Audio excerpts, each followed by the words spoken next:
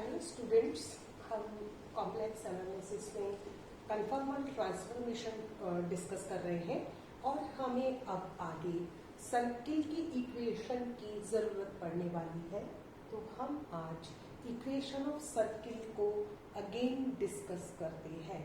हमने सर्किल की equation derive की थी। General equation of circle is a z z bar plus b z plus b bar Z bar plus C equals to c, where a and c are real constants and b is complex constant, belongs to complex, and a and c are real constants and b is a complex constant.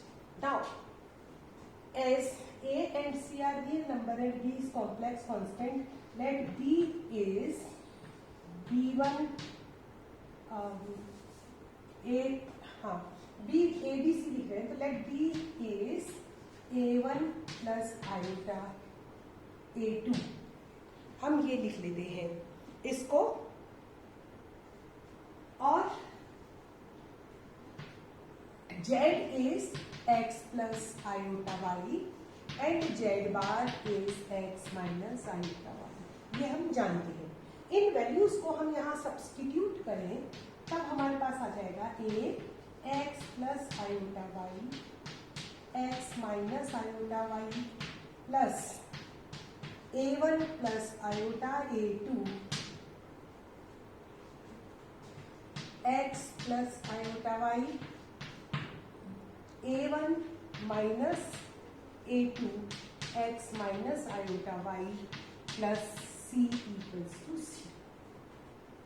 अब हम इसको simplify करें तो हमें पता है कि ये x square plus y square हो जाएगा, प्लस इन कॉन्स्टेंट्स को a1x plus minus a2y, a1x plus minus a2y आयोटा a2x plus iota a1y plus इनको मल्टीप्लाई किया प्लस a1x माइनस और माइनस प्लस हो गया और आयोटा इस पर माइनस हो गया minus a2y। Now minus iota a2x, ये प्लस का आयोटा तो ये कैंसिल हो जाएगा, हम मल्टीप्लाई करके लिख रहे हैं, तो minus iota a2x minus iota a1y plus c equals to 0। इससे ये कैंसिल हो गया, इससे ये कैंसिल हो गया। Ultimately, we get the equation a x square plus y square plus 2a1x minus 2a2y plus c equals to 0, which is equation of circle if a is not equal to 0. We assume that it is not equal to 0, then it is an equation of a circle. इस circle का centre कहाँ पर है हम जानते हैं। इसको हम किस फॉर्म में लिख सकते हैं, a से हम डिवाइड कर देते हैं, तो it is a, it is a, it is a। Then हमें पता है इसको हम लिख सकते हैं x plus a1 over a का whole square plus y minus a2 over a का whole square equals to a1 square over a square plus a2 square over a square minus c over a। Now the center of the circle, center is at minus a1 over a and a2 over a, and radius of the radius r of the circle is square root of a1 square plus a2 square minus ac over a square। अब हम इसको simplify करते हैं। Now, b is a1 plus iota a2 right. अब हम इसमें ऐसा करते हैं, इसको माइनस कॉमन ले लें, इसको कॉम्प्लेक्स नंबर में लिखेंगे तो हो जाएगा minus a1 over a plus iota a2 over a। ऐसा करते हैं, -1 ओवर a कॉमन ले लेते हैं तो हमारे पास आ जाएगा a1 माइनस आयोटा a2। ये क्या बताता है हमें? It is -1 over a, it is what? It is b। ये क्या हो जाएगा? b बार हो जाएगा। ठीक है, तो सेंटर ऑफ द सर्किल को हम -b बार ओवर a भी लिख सकते हैं, क्योंकि a और b इस तरह से हम कांस्टेंट्स ले रहे हैं, तो b की जगह आपकी बुक में अल्फा लिखा हुआ है, तो उससे कोई कंफ्यूज होने की जरूरत नहीं है। और हम यहाँ जानते हैं कि मॉड ऑफ b क्या होगा? Square root of a1 square plus a2 square. Therefore यहाँ हम और b स्क्वायर को हम क्या लिख सकते हैं? b bar mod of b square को, और ये किसके बराबर हो जाएगा? a1 square plus a2 square हो जाएगा। इसलिए इसको रेडियस को हम लिख सकते हैं square root of b bar minus ac over a square. ये इन फॉर्म्स की हमें जरूरत पड़ने वाली है, इसलिए हमने इनको डिराइव कर लिया है। Now this is the equation of the circuit, generalized form of the equation of the circuit having center। अब हम एक कंडीशन को और डिराइव करते हैं, वो है इनवर्स पॉइंट के लिए। ये हमारे पास इक्वेशन ऑफ सर्किल दी हुई है। इसी फॉर्म में हम लिखते हैं, let equation of the circle is az bar plus alpha z plus alpha bar z bar plus c equals to 0। यहाँ हमने अल्फा इसको इसलिए अलग लिया है कि स्मॉल इंग्लिश के जो लेटर्स हैं वो तो रियल कॉन्स्टेंट्स हैं, और जो अल्फा है ये एक कॉम्प्लेक्स कॉन्स्टेंट है। अब हम एक सर्किल बनाते हैं। इस सर्किल में ये सेंटर है और ये सेंटर सर्किल है। ये पॉइंट हमने अंदर ले लिया है, ये पॉइंट हम बाहर ले लेते हैं। इस पॉइंट को हमने z कहा, ठीक है, और इस पॉइंट को हमने z डैश कहा, क्योंकि ये तीनों के तीनों पॉइंट्स कोलिनियर है and q is the inverse point of p। If q is the inverse point of the p, then cp into cq equals to r square if r is the radius of the circle। ये inverse point की definition से अब हम जानते हैं, अभी हमने derive किया है, तो यहाँ पे इसका जो सेंटर होगा वो minus alpha bar over a होगा। ये तो हमने डिराइव किया है, और इस सर्किल का जो रेडियस है वो इसके बराबर होगा। यहाँ क्योंकि हम अब अल्फा ले रहे हैं तो b की जगह हम अल्फा कर देते हैं, अल्फा बार। ये हम अभी लिख के रखते हैं, यहाँ पे भी हम अल्फा कर देते हैं, राइट। तो इनवर्स पॉइंट की डेफिनेशन से हम ये जानते हैं कि Cp इक्वल्स टू CQ। अब यदि ये पॉइंट Z है और ये सेंटर के कोऑर्डिनेट्स ये है, देन Cp कितना होगा?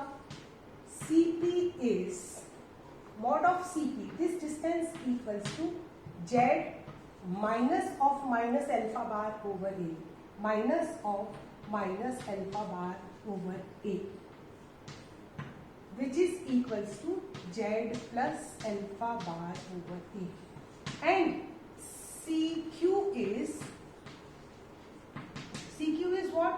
In this way, Z dash plus alpha bar over A। अब हमें दे रखा है कि Cp इंटू CQ, ये जो हमने डिस्टेंस की फॉर्म में लिखा था, और ये जो डिस्टेंस है वो कॉम्प्लेक्स नंबर में इस तरीके से लिखते हैं, तो हमें दे रखा है Cp CQ equals to R square. तो Cp ये हो जाएगा Z plus alpha bar over A, Z dash plus alpha bar over A equals to R square. ना इसको हम प्रोडक्ट फॉर्म में लिखें तो ये हमारे पास आ जाएगा। हमें पता है कि mod of Z1 Z2 equals to mod of Z1 mod of Z2। तो यहाँ इसी को रिजल्ट को यूज करते हुए हम लिख सकते हैं Z plus alpha bar over A into Z dash plus alpha bar over A। This equals to R square and R is this much. Again ये तो हमने लिख लिया। अब हम एक दूसरी प्रॉपर्टी को भी यूज करते हैं और वो दूसरी प्रॉपर्टी यहाँ लिख देते हैं the radius R equal to square root of alpha alpha bar minus AC over A square. The second property, अब हम इस एब्सोल्यूट साइन को हटाने के लिए सेकेंड प्रॉपर्टी यूज करते हैं कि all these 3 points C, P and Q are collinear points. तो यदि ये कोलिनियर पॉइंट्स हैं then C, P, Q are collinear, then argument or amplitude of CP equals to argument of CQ। ये क्या बताता है? CP is what? Argument of Z plus alpha bar over A equals to argument of Z dash plus alpha bar over A। ये हो जाएगा। और हम इसको लिख सकते हैं क्योंकि हम जानते हैं कि ये हमने प्रॉपर्टी की है। कौन सी प्रॉपर्टी की है? कि argument of Z equals to minus of argument of Z bar. ये प्रॉपर्टी हमने की थी और जब हम फर्स्ट चैप्टर डिस्कस कर रहे थे तब हमने ये कहा भी था कि all these properties are very important. Using that property we can write argument of Z dash plus alpha bar over A equals to minus of argument of Z plus alpha dash over alpha bar over A। Now इसको इस side में लेके आ जाए left hand side में, then it becomes and this equals to 0। और इसको हम लिख सकते हैं argument of Z1 plus argument of Z2 is argument of Z dash plus alpha bar over A into Z plus alpha minus. और देखो यहाँ पर इस प्रॉपर्टी को मैं यहाँ लिख देती हूँ, गलत मैंने लिखा। This equals to argument of Z plus alpha bar over A। इसको मैं लिख सकती हूँ minus of Z bar of bar और ये मेरे पास आ जाएगा अल्फा। ना इसको हम लेफ्ट हैंड साइड में लेके जाएं then it becomes positive and this equals to C। हम यहाँ दो प्रॉपर्टीज को यूज कर रहे हैं, एक तो इस प्रॉपर्टी, वो भी इस पे यूज कर रहे हैं।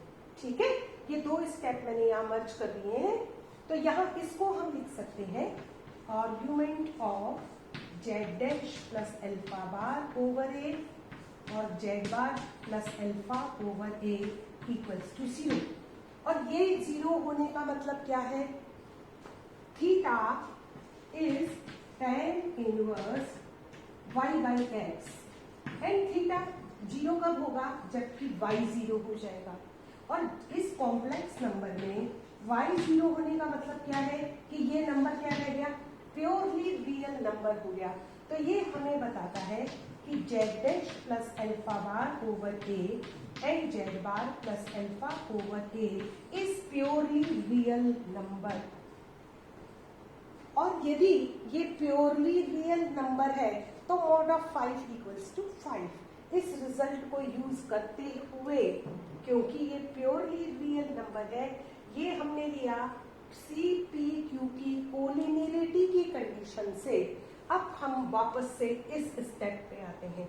तो जब हम इस स्टेप पे आते हैं तो यहां से ये हमारे पास आ जाता है। इस स्टेप को अब हम यूज करते हैं। इस स्टेप को यूज करें तो हमारे पास आ जाएगा R square equals to Z plus alpha Z bar plus alpha over A Z dash plus alpha bar over A। क्योंकि ये प्योरली रियल नंबर है और प्योरली रियल नंबर है तो हम इसको एब्सोल्यूट साइन के बाहर लिख सकते हैं। और यहाँ पर आर स्क्वायर किसके बराबर है? R square is alpha alpha bar minus A C over A square equals to, multiply कर लें, जेड डैश जेड बार। अब मैं मल्टीप्लाई करके लिख रही हूँ तो मैं इसको अब इधर लिख लेती हूँ। ओके, मिटा दूँ इसको, मिटा करके लिख लेते हैं हम, जरूरत पड़ेगी तो इनको दोबारा स्टेप्स को लिख देंगे। हम यहां पर लिख लेते हैं अब आर स्क्वायर इज